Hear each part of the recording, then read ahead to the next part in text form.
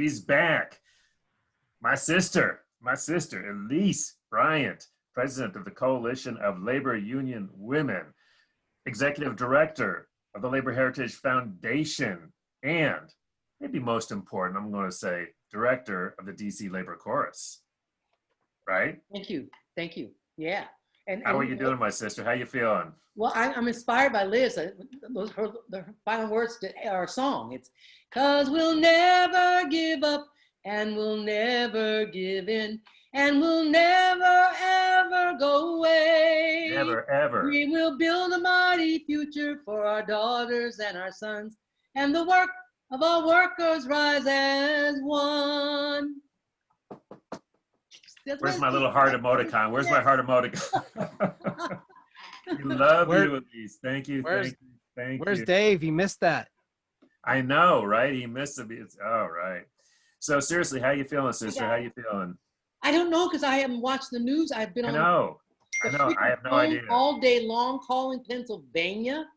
And then they had the nerve at 7:30 to say, "We're going to start calling Arizona now." It's like, oh, hell. Oh, y'all call Arizona. I'm tired of this. I'm like, hello, I voted. Get off the phone. Hi. No, she doesn't live here. Get off the phone. You know, hey. You have your lines that you will not cross. Pennsylvania, yes. Arizona, hails no. Yeah. But I did send it to two friends who live in Arizona. I sent them the link. So where in Pennsylvania were you calling? Everywhere. We're calling around the state. We're doing Philadelphia. It was really literally all over the state. I remember one year, I can't remember what year it was. I was up in the Reading, Pennsylvania area, and the thing I remember was it was like 2 miles between every damn house. I mean, there was no door. I don't know what this door-to-door shit was, because it was private. And this was before. This must have been a while ago, because we didn't have no damn GPS. All right, we had maps. This is, you young guys don't know what I'm talking about, but we had like actual like. And not the good maps either, like the maps from the maps from the AFL-CIO, okay? So the maps that like. Oh, you didn't get the AAA maps? No. I'm talking about those maps where you only had like the house and the streets right around it. So if you were off of that map, you were in deep doo-doo, okay? Yeah, it was, so you really needed some serious skills to be able to find these things. So you were lucky if you talked to like 5 people a night. So anyway, so how did the calls go? You've done this, right? Anybody else have done phone banking? Yeah, 100 calls, talk to 5 people. Yeah. 2 don't want to talk to you at all. And the other 3 are like, oh yeah, I voted already. This is the 3rd call today. Yeah, okay. Harold, I know you got to jump. You got anything for Sister Elise before you jump? Well, actually, yeah, Elise. Something that we discovered here in Washington State, the other Washington, I keep saying he's really the better looking Washington, actually. That's what we're saying. No it's argument. greener. It's nicer. It's beautiful. Because there have been so many robocalls recently, a lot of phone banking operations have had less success this year than in previous years. People don't want to pick up when they see a number that's unfamiliar to them, but they've been much more successful with texting. Did you guys do text banks as well as phone banks? I think that Afnan Adam, who was on the staff of the Coalition of Labor Union Women, told me that yesterday they did 5,000. She did 5,000 calls. Oh my God. Yeah. Wow. It's quick. It's really quick. Wait. So what? So I've not done this. So how does this work? They have this app called Hustle. Okay. And it's like the automatic phone dialing. It just goes to the next one and to the next one and to the next one, and you hit the button that sends the message. Bam, it's gone. They can respond yes or no or whatever. And then there's an automatic response that you hit that sends it to them. I mean, you're literally done in like seconds. Well, Jeremy, you want in? You got something on this? Yeah. So Paul Pimentel, who was on earlier, he set this up through the International. We did this. We did last night. We did 10,000 texts in like 20 minutes. My head is blowing up here. These numbers are crazy. Yeah, it's insane. Well, and like Elise was saying, the calls, you're going to go through 100 calls before you get one person, but people will respond to a text. Even if, like, no matter what, the whether they're going to be nice or whatever, they're going to respond to it. So And no, I know this is because like my son, he will not answer if I call. He loves me. I love him, but you know, you don't know. But if I text him, he will hit me right back. yeah, And so yeah, that's a really good. I hadn't thought of that. yeah. So yeah, a lot of people that they even if it's a number they don't recognize, like if you see that, like I do it too. If it's on my phone and I don't recognize the number, I'm probably not answering it. Nope.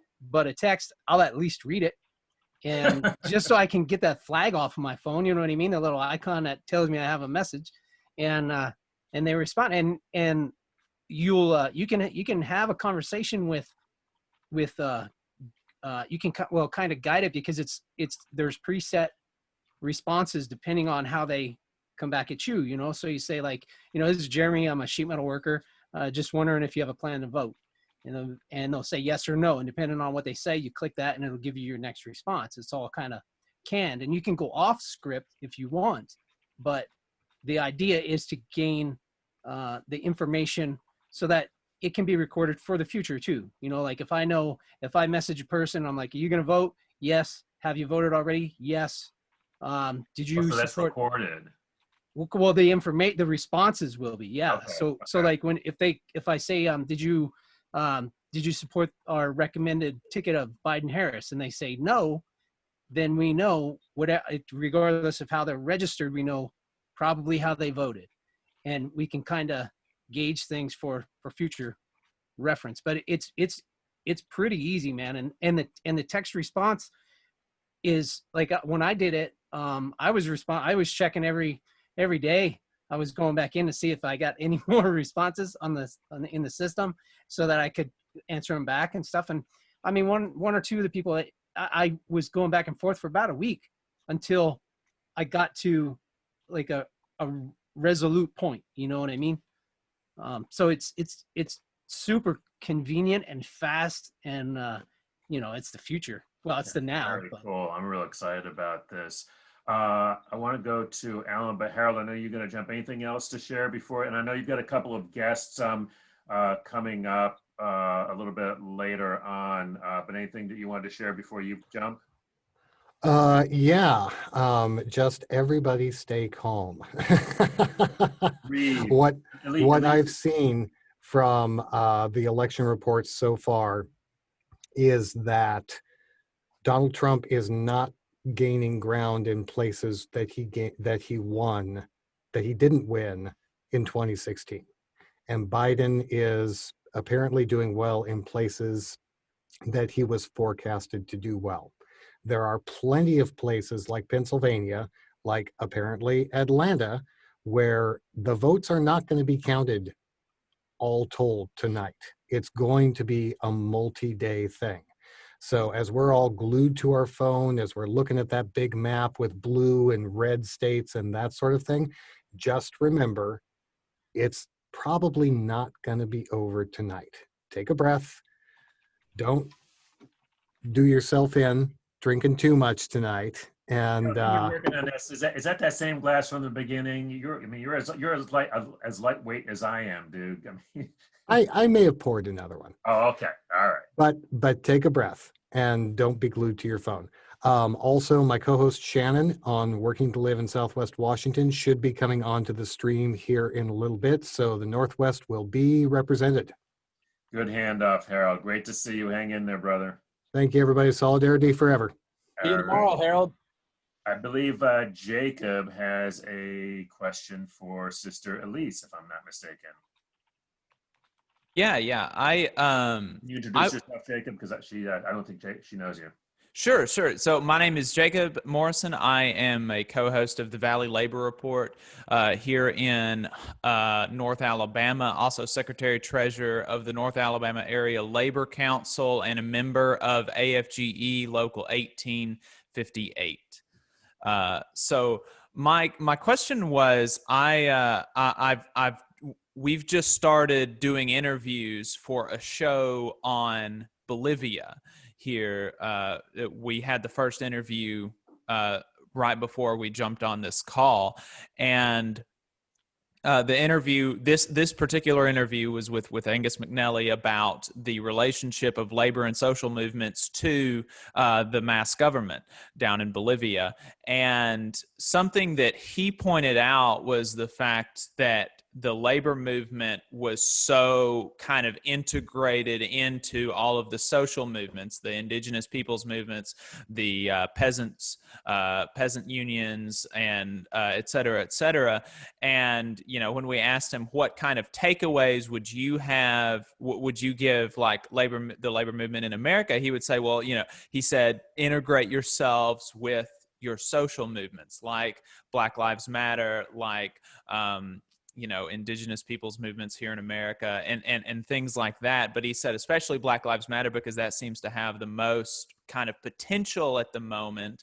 And so I was wondering if, you know, what your thoughts were on, you know, I noticed that you've got a shirt or a blanket back there, Black Lives Matter on it. And I was wondering what your thoughts are on labor's record so far on integrating the Black Lives Matter movement into our movement and integrating us into the Black Lives Matter movement.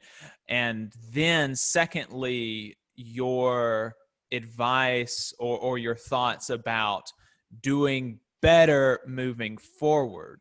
And so that's kind of what I was interested in talking about, because regardless of who wins tonight, like, we're going to need to be out in the streets. Like, Biden's not going to, you know, usher in a worker's paradise, right? You know, we're going to. You just burst Elise's bubble. She was totally.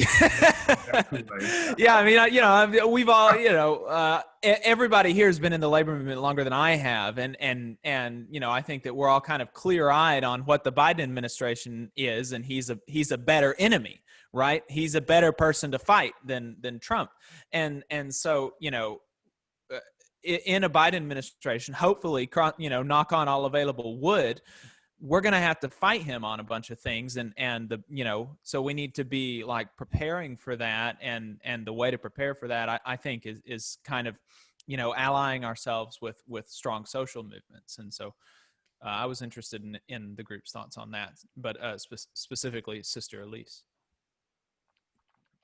You know, it is actually really remarkable that the AFL building, you know, a quarter of the corner of the building is covered in the Black Lives Matter banner. And if you said 20 years ago to me, or even like a year ago, that the AFL-CIO would have a banner that says Black Lives Matter on it, I would say, and the laborers, thank you, right across the street have it all over their building. And it's remarkable. It is, because that's a big step for them. Yeah. The thing is that it's all show. And once it comes down, what's going to be the action called for? What's going to be the commitment? And that's where things get shaky. One of the things I mean, yes, Black Lives Matter. From the moment I heard it, I was into it. And when people would say to me, but don't all lives matter? I go, yes, of course, all lives matter. But you know, all diseases matter too. But somehow they have cancer hospitals. They call them cancer hospitals. I don't know. Maybe it's because cancer is so virulent a disease that they had to have their own specialty hospital, not to mention making money. But so yeah, Black Lives Matter, because none of you have to sit in the car and worry about whether you're going to have your brains blown out with your family sitting in the back seat. You're not going to be stopped for no reason whatsoever for just being on the street. And so I knew that I immediately aligned with it and supported it. I've talked to leaders in the AFL-CIO, particularly leaders of color, to say, let's get on it. And when I am in the AFL-CIO Executive Council meetings, you can count the leaders of national and international unions on one hand who will speak to the issue. Mm-hmm. And so I think that, and this is, I said this before, this is my belief, is that it comes up from the roots. It has to come from the grassroots to make the change. The people at the top simply cannot do it because they're already bought into the structure of it.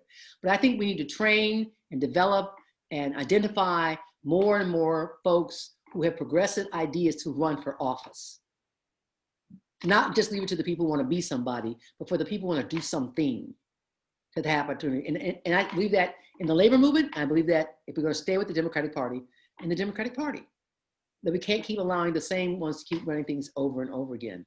I think a particularly divisive piece that's come up recently with the George Floyd and that movement and Black Lives Matter in front of the White House was the whole defunding the police department.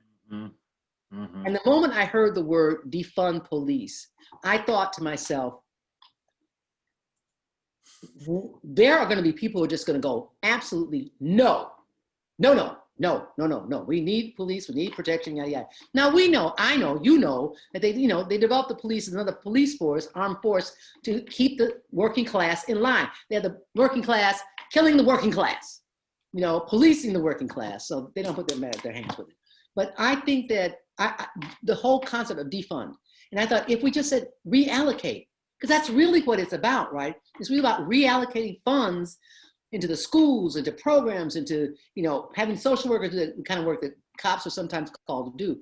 That makes sense. And a lot more people can buy into that. And I think a lot more people in the labor movement could buy into reallocating the funds as opposed to defunding the police. Thank you for that. I think another messaging that is extremely popular is stop police violence. And I think targeting the police in one way is, the police have a $1 billion budget that they're talking about reallocating in New York City. So people are like squabbling for crumbs when you have Wall Street that's able to create trillions of dollars of wealth. And no one's talking about Wall Street the entire time to actually rebuild and get tax Wall Street. Wall Street pays no sales tax. We pay sales tax when we go to the grocery store and things like that. So my set demands personally are, get the money from Wall Street, get the Federal Reserve, rebuild the infrastructure and create a national jobs program that can create 40 million jobs. And I think you can then beat back this fascist wave. And as Frederick Douglass said, power concedes nothing without a demand. And oftentimes I see people in Portland throwing stuff at a federal building, and these anarchists have taken over the Black Lives movement. There's very few African Americans in the group anymore. And it was a pretense to get federal troops into Portland, which almost seems like there's agent provocateurs that are supporting Trump. And one other point is that any riots that happen in the coming days, those are Trump riots. Those are Trump riots. Those are going to benefit Trump.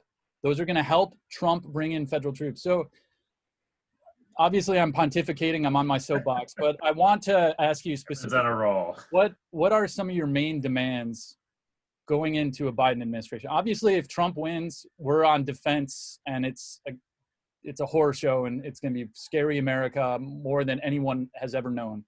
But with Biden coming in, what are some of your top demands that we can rally around?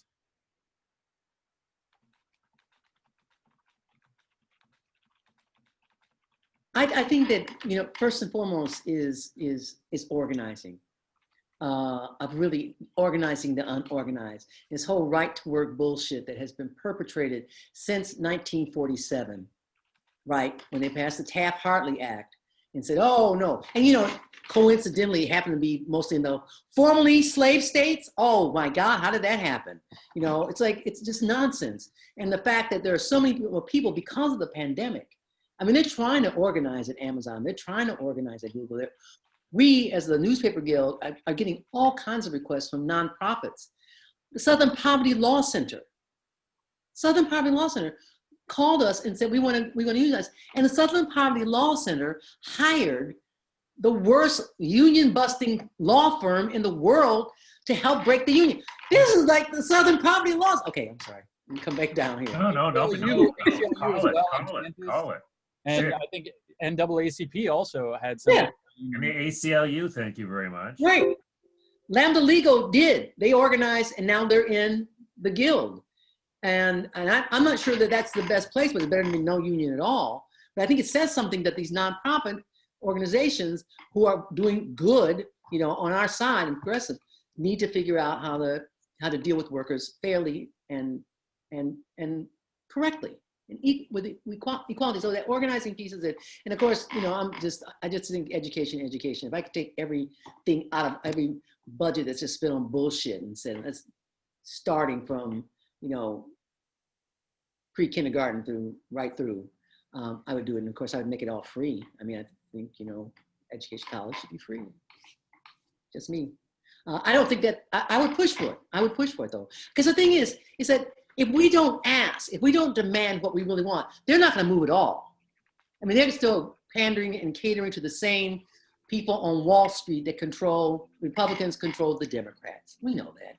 I mean, they're the same people give money, the same billionaires will give money to each side. Donald Trump used to give money to the Democratic Party. I mean, whatever. So yeah, we have to make sure that we get the allocation of funds to the things that are really, really crucial and important. And I'd work for that. Alan? Elise, thank you so much for being here. I appreciate your presence. I'm Alan Weirdak. I'm a colleague of Ben Blake over in the Media Archive. Oh, yeah. My question for you is going back to what you were talking about with the police. I definitely agree with having Black Lives Matter put up outside the AFL-CIO building. I was surprised as well, but the first thing I thought of was Malcolm X, and it's a symbolic victory. So my question to you is, I'm gonna keep it pretty basic. Do police belong in the labor movement? As an institution that has a history of oppression, especially racial oppression, do police belong in the labor movement? And if not, what do we do about it? Yeah, I had this conversation with Chris Garlock and Saul Schneiderman in a taxi cab. Well, who was I driving? How I wish Saul was here right now. Who was driving? The police? Yeah. I believe that everyone has a right to a union. But I know that the police have not been behaving like a union. And they've been behaving like a club. And so I thought about like, what is the intervention here? Because I know why they didn't get, the Bobbies weren't allowed to have guns because the British, who have a greater sense of class and classism than we do in the United States, understood it was the working class killing off the working class. They said, well, the Bobbies won't have guns. Bobbies can be as nasty and brutal as regular cops in the United States, but they just don't have guns. But also a friend of mine who kill you. Yeah, right.